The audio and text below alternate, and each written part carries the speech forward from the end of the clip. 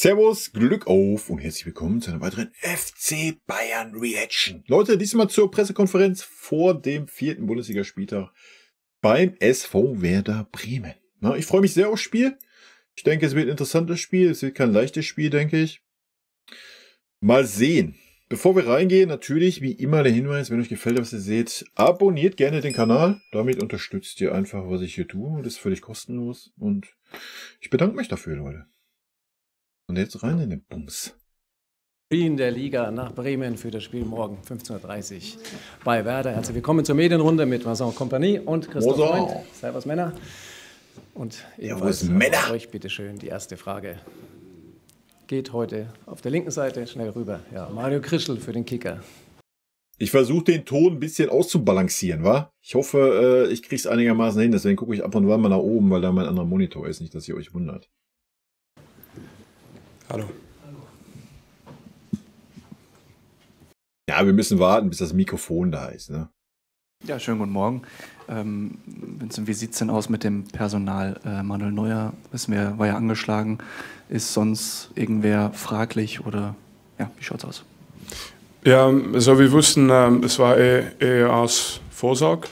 Also normalerweise soll er heute mittrainieren und dann werden wir nach dem Spiel, nach dem Training entscheiden. Und, aber er hat natürlich sehr... Wenn die Fragesteller nicht so, ich hätte da mal eine Frage und dann Vincent so, ja, dann könnte man das auch ein bisschen einstellen, Alter.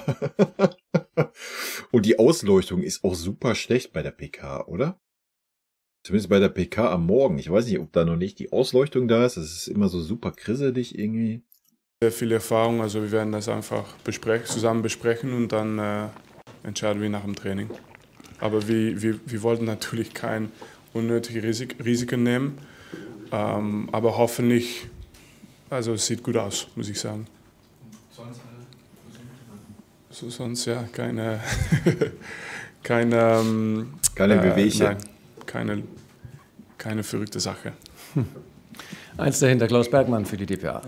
Herr Kompanie, in München beginnt eine besondere Zeit. Was dann? Du musst schon aussprechen. Das Wort. Wie gefällt Ihnen denn so das in Tracht? Haben Sie sich schon daran gewöhnt? Haben Sie Abonnenten jetzt zu Hause angezogen, damit Sie da richtig so rein? Ja, und ich muss sagen, das ist auch nicht nur sonst für mich, aber für die Familie natürlich. Das ist ein bisschen Kultur miterleben aus München, Bayern und also die Wiesen sind natürlich ganz wichtig für die ja, also nicht nur für die Leute aus München jetzt, aber für ganz viele Leute. Und also wir freuen uns drauf, wir werden auch mitmachen. Aber ich habe noch 24 Stunden, wo es eigentlich nur über das Spiel geht und Werder Bremen. Und danach hoffentlich Sonntag mit der Familie ein bisschen bayerisches Kultur miterleben. Es ist halt einfach so sympathisch, da merkt man das halt wieder, ne? Dass er es auch wirklich ernst meint, was er erzählt. So. Vergleich das mal mit dem einen oder anderen Trainer, so.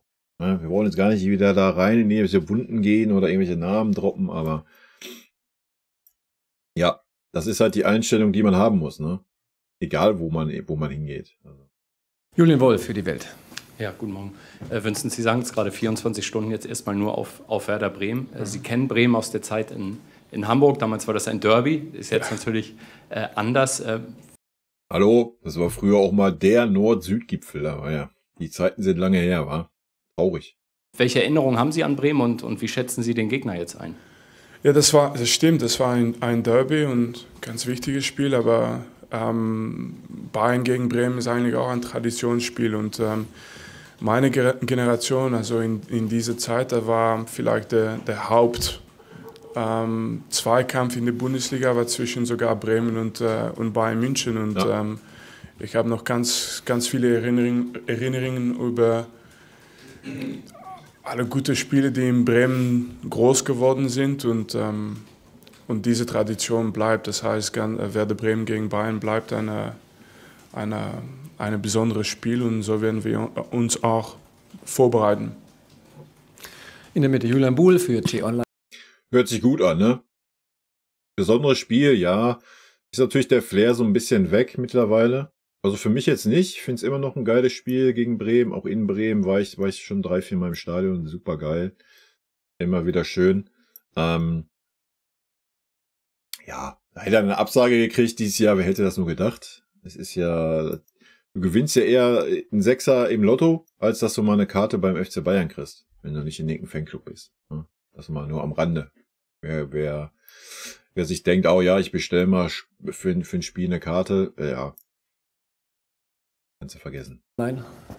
Ja, Frage gerne an beide. Wie sehen Sie denn die Entwicklung von Michael Olise? Er ist ja so ein bisschen unter erschwerten Bedingungen hergekommen nach Olympia, trotzdem jetzt relativ gut direkt durchgestartet. Sind Sie davon überrascht oder ist das genau das, was Sie von ihm auch erwarten?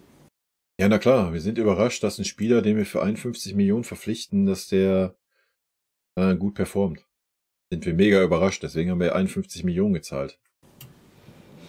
Ja, für mich ganz kurz, er ist eigentlich, war das nicht so schlimm, dass er zum Olympia gegangen ist, weil er ist eigentlich ganz fit angekommen.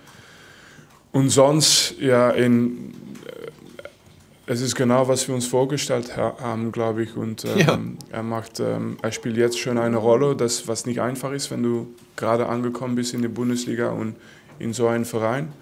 Und er wird noch viele Schritte machen. Und ja, von meiner Seite ganz positiv, aber ich bleibe auch ruhig dabei, wo ich weiß, es ist nur jetzt wichtig, dass er so weitermacht und dann hoffentlich gute Zeiten hat mit Bayern München. Ja, kann ich mich nur anschließen. Ich glaube, es war auch kein Nachteil. Er war in einem guten Rhythmus, hat viele Spiele gemacht bei Olympia, auch sehr gute Spiele. Und es ist in einer guten Verfassung zu uns gekommen. Natürlich, es ist ein neuer Club, ein neues Land. Andere Voraussetzungen, es war sein erstes Champions-League-Spiel zum Beispiel. Er hat jetzt auch debütiert für die A-Nationalmannschaft in Frankreich. Es passiert gerade sehr, sehr viel bei ihm rundherum, aber er macht das sehr gut und wir sind sehr, sehr happy und das haben wir uns so gewünscht, dass der Start so funktioniert mit ihm. Und wir sind wirklich sehr froh, dass es so angelaufen ist mit Michael. Nächstes Vincent Schipke für Merkur und TZ. Hallo Herr Company, auch eine Frage an Sie zum Gegner jetzt Bremen. Bremen spielt ja ähnlich wie Leverkusen, das eine Woche später dann auf Sie wartet, mit 2 Außenverteidigern, die... Da lacht er, als wenn die Qualität hätten wie Leverkusen. Sehr hochschieben und auch gerne in den Strafraum einrücken, also ein ähnliches System haben. Kann das schon ein Stück weit als Probe dienen für das Topspiel dann nächste Woche? Nein, überhaupt nicht. Es gibt keine Probe in der Bundesliga. Es geht nur um dieses Spiel wie Bremen und ich habe es vorher auch schon gesagt, wir werden keinen Unterschied machen in die Vorbereitung zwischen das Spiel gegen Bremen und das Spiel gegen egal welche Mannschaft in der Bundesliga. Hauptsache ist, dass wir morgen einfach wieder offensiv eine gute Leistung bringen und dass wir von diesem Spiel einfach wieder hoffentlich ein besonderes Spiel machen. Aber es gibt keine Probe, überhaupt nicht. Ja, jetzt rennt er noch mal einmal rüber, da Mikrofon. Ah, der Mikrofon rennt noch mal einmal rüber.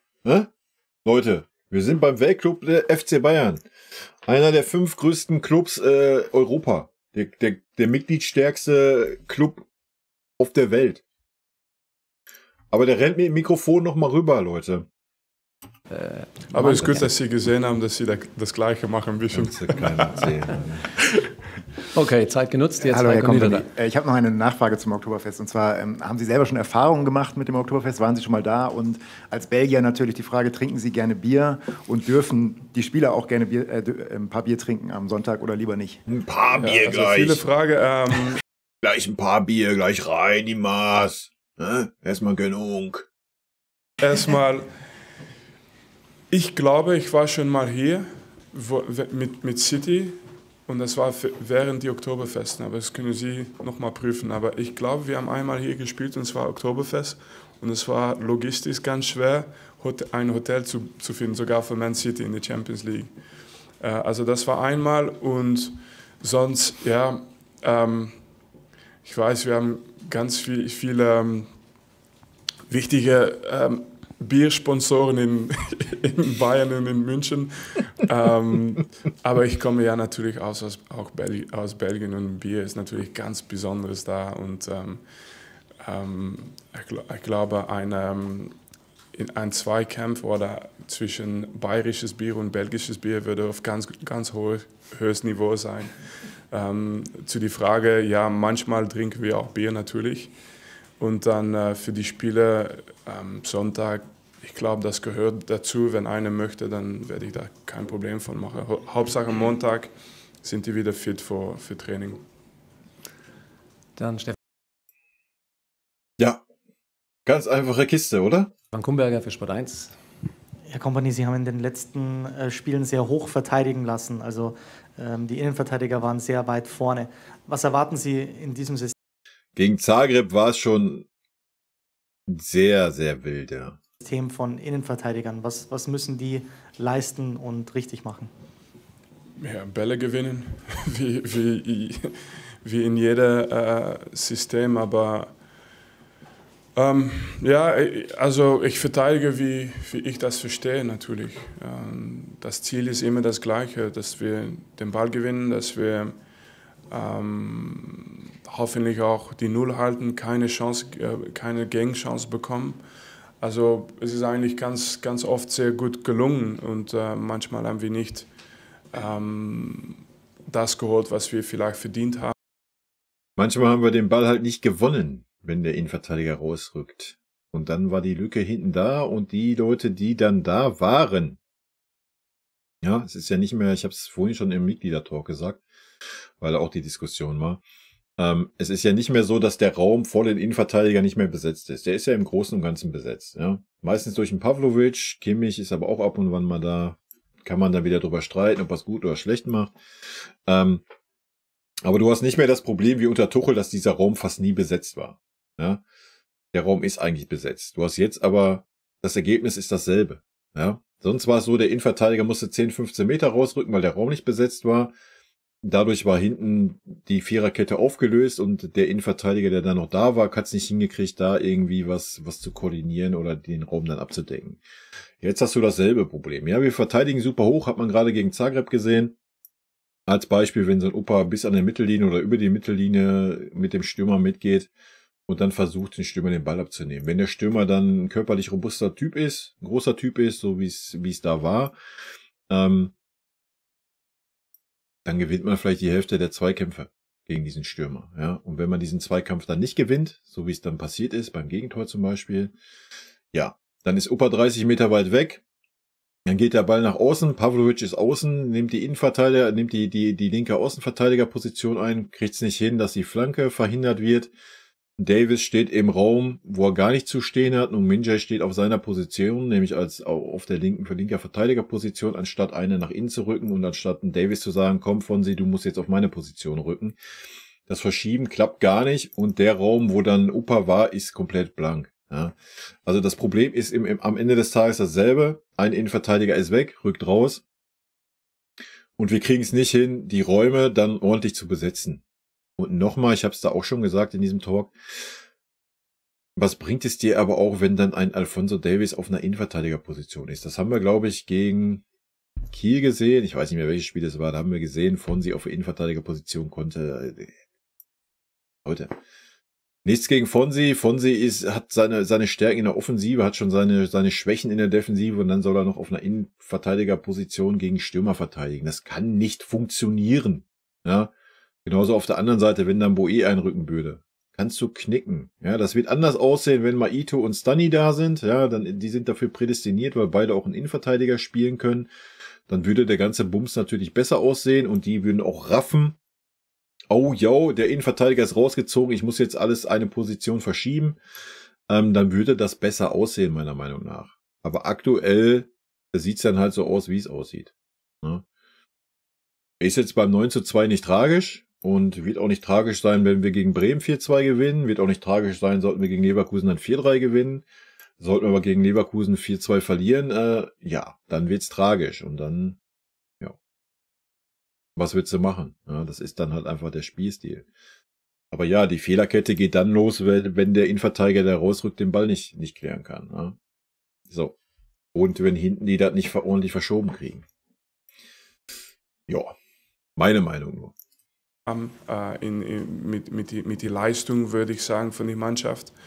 Aber das wird kommen. Wir müssen einfach weitermachen und wie gesagt, wir verteidigen immer als Mannschaft. Wenn die Mannschaft zusammen verteidigt, dann ist es nicht nur die Verteidiger, die Null halten, aber die ganze Mannschaft, genau wie wir mit den Toren, auch wegen unserer offensiven Spiel von den Verteidigern die Tore erzielt haben.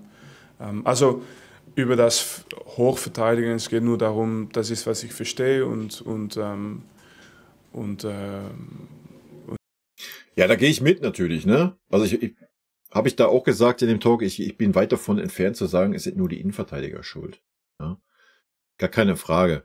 Er sagt ja, wir verteidigen als Mannschaft und so weiter. Vollkommen richtig, ja. Aber dann, und klar braucht das Zeit. Das ist das 5. Spiel dann, ja. Also gegen Bremen ist das 6. Spiel unter Kompanie.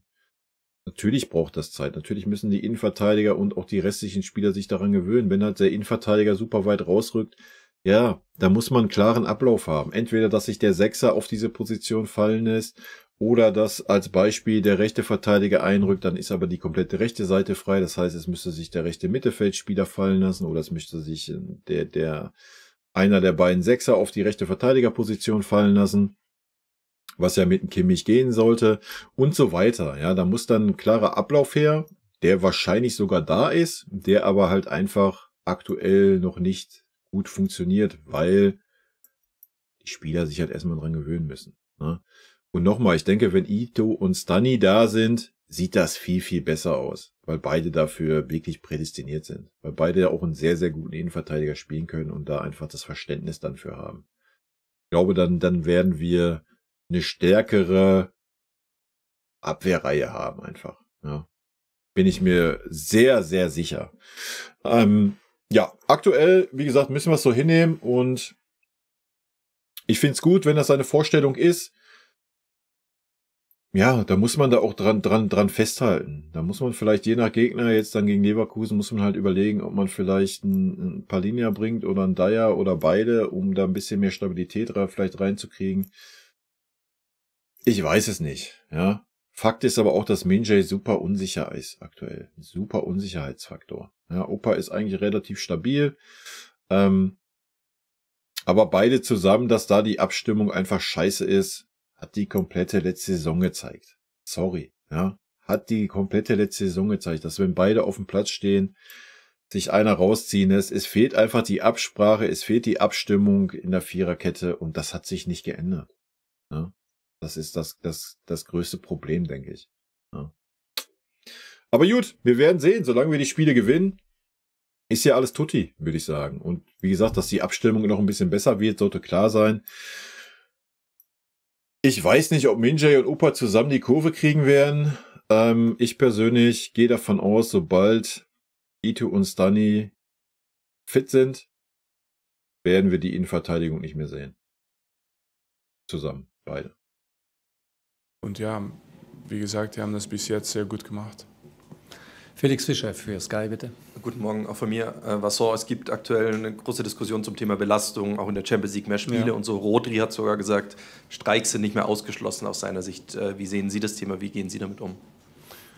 Yeah, so I'll answer this one in English. It was already a theme. So I was part of the FIFPro, which is, the players' union worldwide. So at the end of my career, so it was already a very important topic that was being looked at very seriously. I think it's not just the load for the players, but it's also the travels and these guys. Some of these guys, they go from playing in the Champions League to playing a national team game in Korea or something and then back. And if you do that for 70, 75, 80 games, it's a point where it's not realistic anymore. So to this point, I can only support the feeling of the players.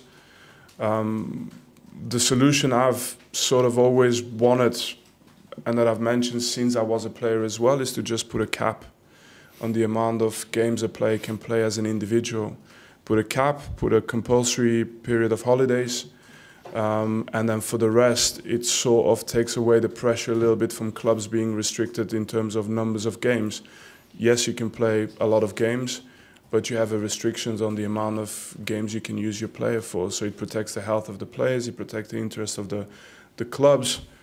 and only later we'll worry about the coaches who have to coach 90 games. But for the rest, it's not something that I'm saying that is new. It's an opinion that I've shared for about 4 or 5 years now. So the best of both worlds, maybe it's possible, maybe not. But that's what I was sort of thinking would make sense. And of course, always exceptions for finals.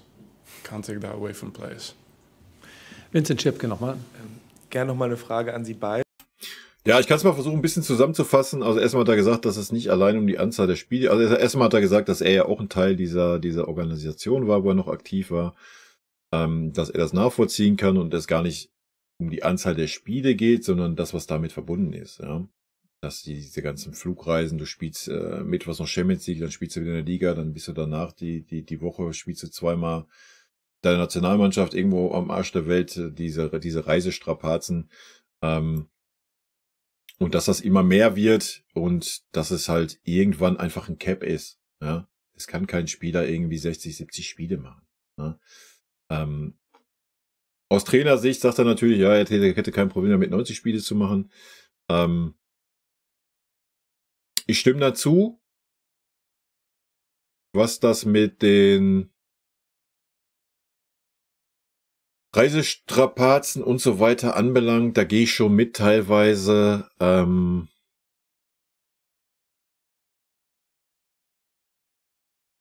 Ja, schwierig. Als Verein musst du halt dann einfach, ja, du musst halt einfach anfangen zu rotieren.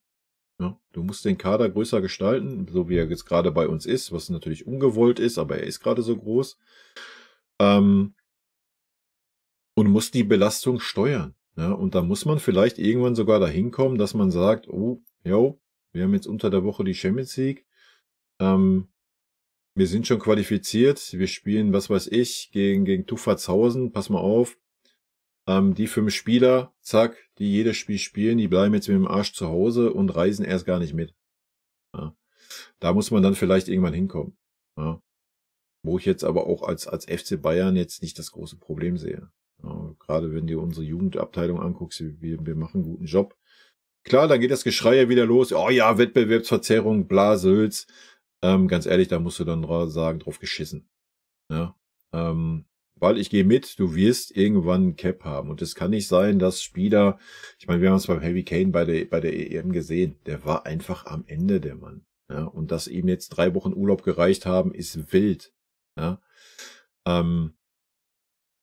von daher kann ich das schon irgendwo nachvollziehen. Von daher finde ich auch so eine Club-WM besser als wie 2 Spiele mehr in der Champions League, weil Club-WM, das ist wie eine EM oder WM, da fliegst du hin, bist 3 Wochen da maximal, spielst das Turnierchen dort vor Ort und Feierabend. Ja. Deswegen fände ich es persönlich auch besser, wenn man dasselbe mit den Nationalmannschaften macht. Ja. Dass du einen Block hast nach der Saison oder in der Winterpause von 2, 3 Wochen, wo du dann alle 3 Tage spielst und die Länderspiele spielst. Ja. Dass du während der Saison halt einfach ein bisschen mehr Erholungsphasen hast. Ja. Das kommt dann auch gerade den Spielern zugute, die vielleicht nicht in der Nationalmannschaft spielen. Keine Ahnung, sehr schwieriges Thema. Aktuell geht der Weg halt zu immer mehr Spielen, weil immer mehr Kohle, immer mehr Fernsehgelder, immer mehr Blasülz. Ja, als Verein musst du dann einfach den Kader größer gestalten. Ganz einfach. Wenn du FC Bayern bist, Borussia Dortmund bist, Leverkusen, sonst wer, die jedes Jahr international spielen, die bei einer Club-WM mitspielen, die dort mitspielen, das weiß ich vorher. Ja, da muss ich den Kader dementsprechend vergrößern und muss mir einen Trainer holen, der auch Rotation einführt. Und nicht so wie Tuchel, ich stelle immer so die gleichen 10 Spieler auf und rotiere maximal mal ein. Ja. Fertig. Ja, anders wird es dann nicht gehen. Und ja, da muss man vielleicht auch ein bisschen mehr in die Belastungssteuerung investieren, dass da Sachen frühzeitig erkannt werden. Und da muss man einfach die Spieler rausnehmen. Ja. Ich meine, gerade bei uns die Verletzung letzte Saison, auch diese Saison schon wieder. Ja, da muss man gucken, dass man da besser arbeitet und eine Früherkennung hat und sagt, oh, pass mal auf, die Belastung ist jetzt am roten Bereich, der Spieler muss jetzt erstmal 1, 2 Wochen rausgenommen werden. Und dann ist das so. Ne? That's the way to go. Oder der andere way to go ist, ja, da musst du streiken als Spieler. keine Ahnung.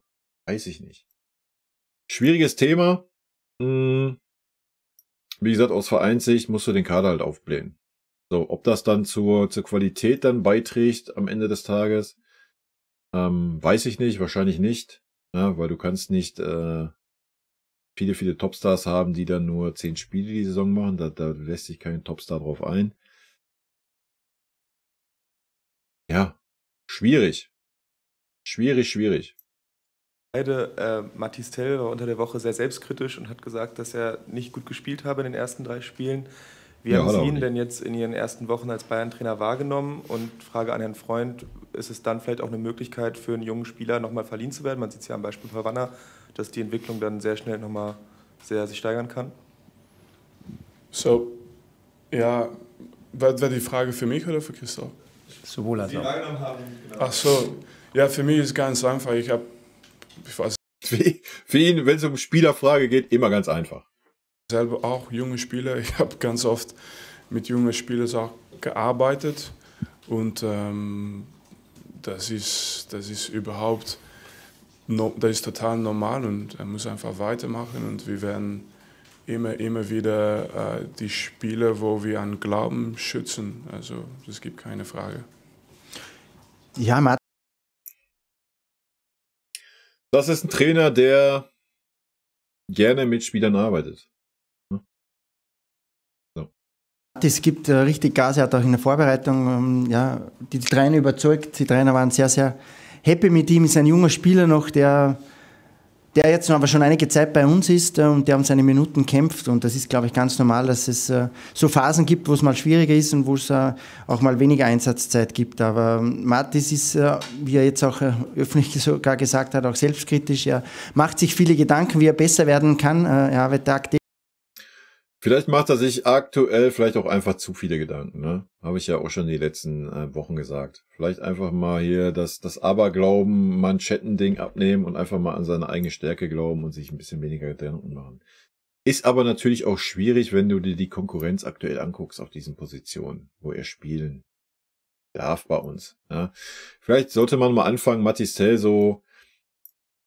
Ich meine, Harry Kane ist jetzt auch nicht mehr der Jüngste. Wir haben gerade über Belastung gesprochen.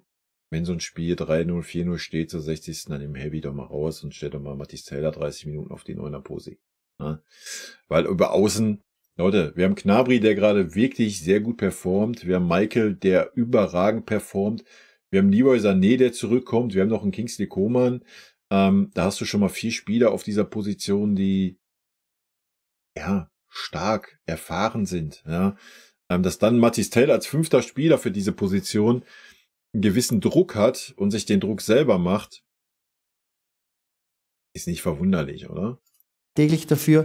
Er hat da sehr viele gute Spieler, mit denen er tagtäglich trainiert, wo er auch viel lernen kann noch und ich mache mir da gar keine Sorgen. Das ist aktuell kein Thema, dass er ausgeliehen wird. Ich bin überzeugt, dass er sich bei uns durchsetzen wird und seine Spielzeit bekommen wird und die auch wieder nützen wird. Ich kann mich noch letztes Jahr an diese Zeit erinnern, hat er immer wieder Spielzeit bekommen, 10 Minuten, Viertelstunde, 20 Minuten, hat immer getroffen, fast in jedem Spiel. Es war so eine Phase einmal und auch das wird wieder kommen, dass er trifft und dass er wieder mehr Selbstvertrauen bekommt. Dann zu den letzten Fragen bitte, Klaus Bergmann wieder. Herr Kompanie, nochmal die Nachfrage zu dieser Spielweise, die Sie haben. Thomas Müller hat gesagt, wir werden mit dem Pressing mehr Bälle erobern und mehr Tore schießen, als wir eventuell durch Fehler Tore kassieren werden. Ist das so Ihre Haltung dazu? Also wann stimmt die Quote für Sie? Also jetzt nochmal. Ich habe das ja auch kritisch gesehen oder ich sehe das ja auch ein bisschen kritisch mit diesen super hoch rausschiebenden Innenverteidigern. Aber ich habe es auch gesagt, auch gerade bei dem 9:2. Leute, drauf geschissen. Ja, wir brauchen nicht über irgendwelche Quoten reden. Wenn wir das Spiel gewinnen, wenn es ein 3-2 ist, dann gewinnen wir dieses Spiel. Punkt. Das ist doch das einzig Wichtige. Ja? Und jetzt mal ernsthaft, jeder, der Spaß am Offensivfußball hat, der guckt sich doch lieber dann so ein 4-2 von uns an, als so ein 1-0, wo 85 Minuten der Ball rumgeschoben wird, keine Torchancen erspielt werden. Ja, wir keine Torchancen zulassen, weil der Ball die ganze Zeit in den eigenen Reihen gehalten wird. Was wieder super langweiliger Scheißfußball ist, wo wir 1,5 Jahre gesehen haben. Also, jetzt kommt eine Frage, ja, wo ist denn da die Quote? Ja, das Spiel zu gewinnen, Alter. Wenn du mit der Spielweise gegen Leverkusen 4-3 gewinnst, ja, dann gewinnst du 4-3. Punkt. Und dann ist das scheißegal. Ja, dann ist die Spielweise super, offensiv, super schön anzuschauen und alles ist gut. Ja, solltest du mit der Spielweise natürlich 4-1 verlieren, ja, dann können wir über diese Spielweise reden. Aber selbst dann, wenn du nur dieses Spiel verlierst und alle anderen 33 Spiele gewinnst, ja, auch dann drauf geschissen. Ja, und natürlich ist gerade auch noch das Problem da, dass du mit dem Min-Jae einen super verunsicherten Spieler hast und dass Ito und Stani verletzt sind und dass natürlich auch die Abstimmung noch nicht ganz so stimmen kann nach 5 Spielen Company. Aber soll man deswegen jetzt anfangen zu sagen, oh nee, wir stellen das jetzt mal in Frage, lass uns lieber wieder super langweiligen Kackfußball sehen oder was, damit wir das Spiel 1-0 gewinnen? Leute, fühle ich persönlich nicht. Ja? Und deswegen die Frage nach einer Quote, ich denke mal, ich habe ein super Standbild, guckt euch mal das Gesicht von Kompanie an. Ich denke, er wird dieselbe Antwort geben. Wenn das Spiel gewonnen wird, ist alles gut, oder? No, it's a little bit.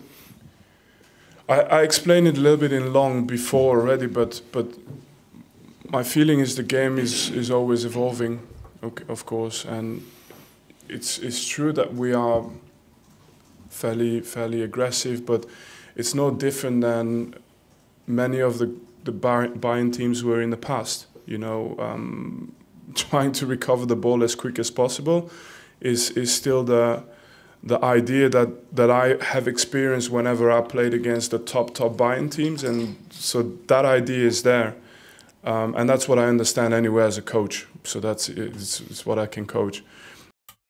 Also ich stoppe das mal, sonst vergesse ich wieder die Hälfte. Also er sagte sinngemäß, dass auch die Bayern-Teams, die großen Bayern-Teams in der Vergangenheit immer versucht haben, so schnell wie möglich den Ball wieder zu erobern. Ja? Und das ist auch sein Gedanke und das ist auch sein Verständnis und seine Art von Coach und das ist das, was er trainieren kann. The other side of it is how the game has evolved since. So at the time, you know, teams that were playing position game wouldn't change a lot of positions. So you decide to build up with a back 3 or decide to build up with a back 4, 1 midfielder, 2 midfielders, and they would relatively stay in position for most of the game. And a couple of players would rotate, but that was it. Now the game is such that with the positional play and with teams have just found every way to rotate around whatever press you organize. So if you go and press, you know, 4-4-2 or 4-1-4-1, whatever you organize, eventually there is a solution on a piece of paper you can find that will then after, if the players can execute or not, it's always depending on the level of your players and whether you want to add that complexity or not. It's a decision you have to make as a coach. But in the end, there is a solution, and so a sort of how we press is just trying to evolve in trying to take away some of those solutions that exist against high pressings, and that's all. And the idea is just to do the same as what I've experienced when I played against the great Bayern teams, and it's to not have a lot of the ball and to have to work very hard to recover the ball. Ja, also er ist noch mal ein bisschen ins Detail gegangen, hat gesagt, ja, dass viele Teams feste Positionen haben, wo dann nur 2, 3 Positionen rotieren. Man kann aber auch haben, dass viele Positionen rotieren und dann auch man verschiedene Ansätze hat im Pressing, im Gegenpressing, verschiedene Formationen, was dann auch in der Qualität natürlich der Spieler ist. Und sein Ziel ist es halt, ähnlich wie die anderen großen Bayern-Teams, dass man viel den Ball hat und den Ball auch schnell wieder zurückholt. Ja? Und das ist sein Ansatz. Und für mich persönlich, ich kann es nur wiederholen, ich gucke mir lieber diese Art Fußball an. Ja, ich gucke mir auch lieber ein 4-2 in der Bundesliga an. Natürlich wäre es schön, wenn es dann 4-0 ausgehen würde. Aber das ist nun mal dann der Sache geschuldet. Ja, ich hab's im anderen Talk vorhin schon erzählt, im Mitgliedertalk. Nehmen wir mal ein Beispiel, nehmen wir Opa, ist ja Wurst. Nehmen wir, oder Innenverteidiger X. So, der rückt 5-mal raus, ja, um den Ball an der Mittellinie zu erobern. 4-mal erobert er ihn, leitet dadurch 2 Angriffe ein oder 3 Angriffe ein.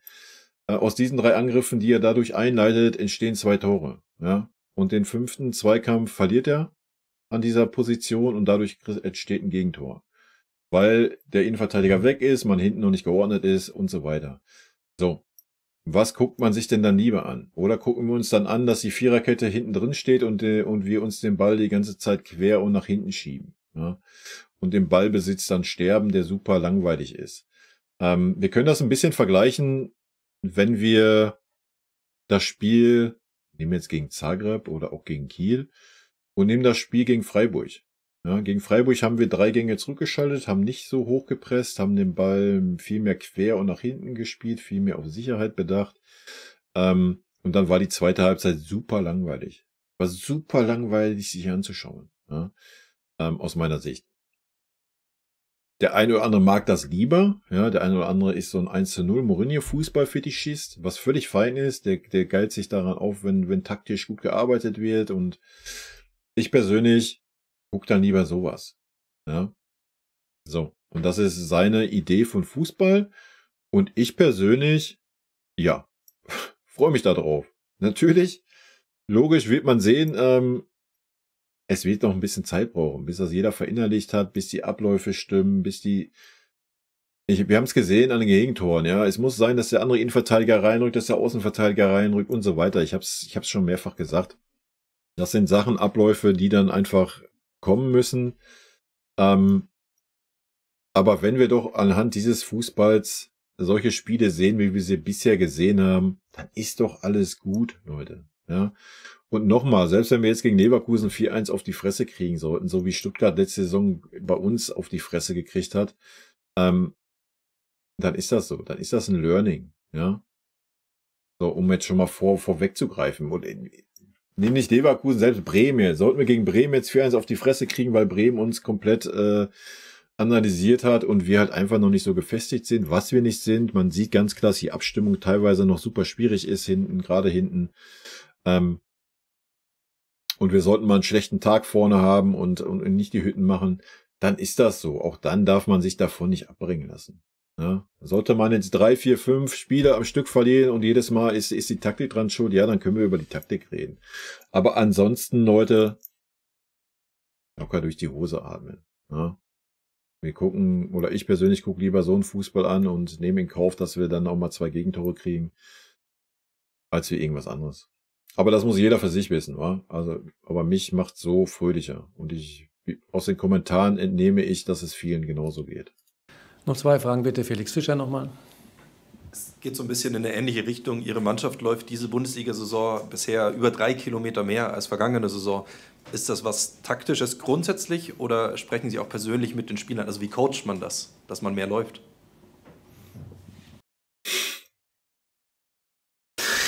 Alter, die Frage ist sowas von dumm. Sorry. Die ist sowas von dumm. Wie coacht man das? Geht man dann hin und sagt, Josua. Obwohl Josua ist ein schlechtes Beispiel, weil der ist schon immer der laufstärkste Spieler bei uns. Keine Ahnung. Nehmen wir Guerrero. Rafa. Du musst jetzt mal, ne? Bleibst jetzt nicht stehen, wenn wir den Ball nicht haben, dann läufst du nochmal 10 Meter nach vorne und wieder zurück, einfach damit du mehr läufst. Nein. Es liegt einfach an unserer Spielweise. Ja, es liegt einfach an unserer Spielweise.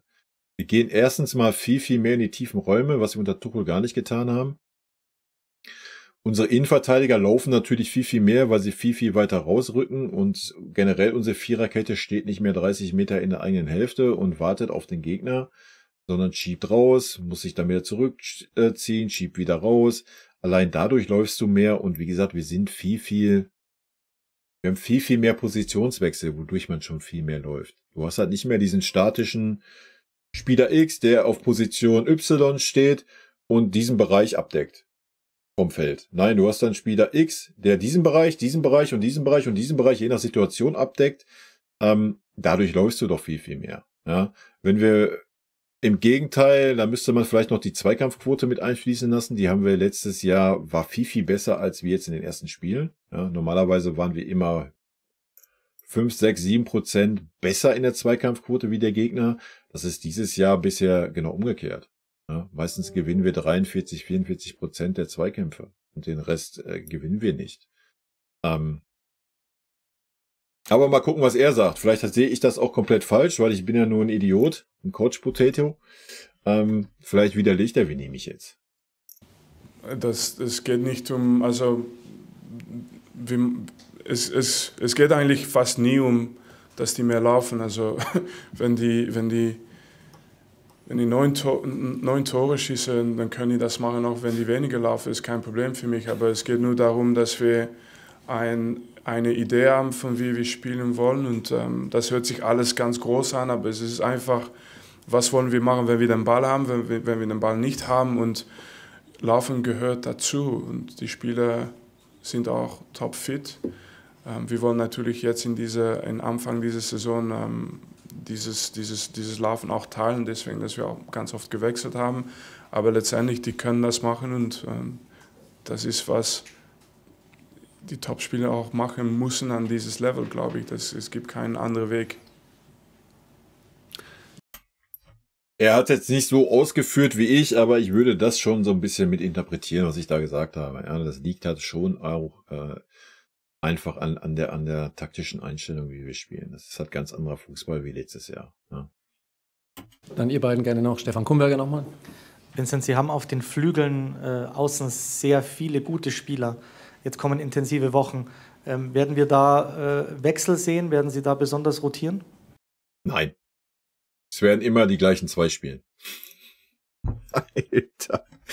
Ich weiß nicht, wie man so eine Frage stellen kann, die doch selbstredend ist. Du hast 4, 5 gute Spieler für 2 Positionen. Wir haben gerade über Belastung gesprochen, dass eine hohe Belastung da ist. Und dann fragt man ernsthaft den Trainer, ja, werden Sie da rotieren? Nee, ich lasse das. Ja, schwer zu sagen jetzt. Also wenn ich jetzt von Anfang an sagen muss und ich schaue, weil wir haben über Kalender gesprochen, wir haben über Belastung gesprochen. Ja. Es ist ganz normal, dass wir im Kopf haben, dass wir die ganze Mannschaft und die ganze Kader nutzen wollen. Und dass wir auch glauben, dass es ohne diese Kader nicht möglich ist. Und deswegen kann ich nicht sagen, ob es jetzt morgen so ist, dass alles endet, aber es ist überhaupt keine Frage, dass wir die ganze Kader brauchen, dass wir dieses nicht nur als Luxus sehen, aber sonst als etwas, was nötig ist, um unsere Ziele zu erreichen. Und die Namen sind jetzt in unserem Kopf nicht so wichtig, nur dass die Jungs kämpfen um diese Plätze ist wichtig. Und mit dem Talent ist es dann immer einfacher, Spiele zu gewinnen, wenn die das machen. Logisch. Wir brauchen nicht darüber reden, nehmen wir jetzt einen Gnabry als Beispiel, wenn er alle 3 Tage die Power hat, um das durchzuziehen. Ja? Da brauchen wir nicht darüber reden, ja, soll man den jetzt rausnehmen? Nee, warum? Wenn er fit ist und das spielen kann, ist alles gut. Ja? So, aber es wird mit Sicherheit der Fall eintreten, dass ein Spieler mal müde ist. Ja? So, aber wenn du von den 5 Spielern jetzt 2 hast, die überperformen, die super stark sind, dann musst du die natürlich auch nicht auswechseln. Es sei denn, es geht dann um die Belastungssteuerung und dann wechselst du sie. Ja, das ist ja auch logisch. Aber die Frage ist doch doof. So, du hast 5 gute Spieler oder sagen wir 4 plus Tell, deren Talent hinten dran ist für 2 Positionen und natürlich werden wir da Wechsel sehen. Ja, ist doch gar keine Frage. Dann vielen Dank. Auf ein schönes Wochenende. Bis zum nächsten Mal. Servus. Danke. Servus. Heute. Wilde PK, teilweise wilde Fragen, aber diesmal zumindest nicht so dumme Fragen nach Goretzka und nach Spieler X und nach Sané und nach Y und bla und Sülz, sondern auch mal ein bisschen fußballerische Fragen, auch wenn es teilweise sich meiner Meinung nach selbst beantwortbar sind, aber gut. Vielleicht will man da auch einfach mal ein bisschen was aus Winnie rauskitzeln, wie er das sieht, was völlig fein ist, solange ist er ja noch nicht da. Und ja, Leute, rot-weiße Grüße gehen raus. Ich wünsche euch viel Spaß beim Spiel in Bremen und ja, bin sehr auf die Aufstellung gespannt. Auf jeden Fall an dieser Stelle vielen lieben Dank für euren Support hier, Leute. Na, danke. Tschüssi. Vielen lieben Dank für euren Support hier auf dem Kanal und in diesem Sinne, gute Freunde kann niemand trennen.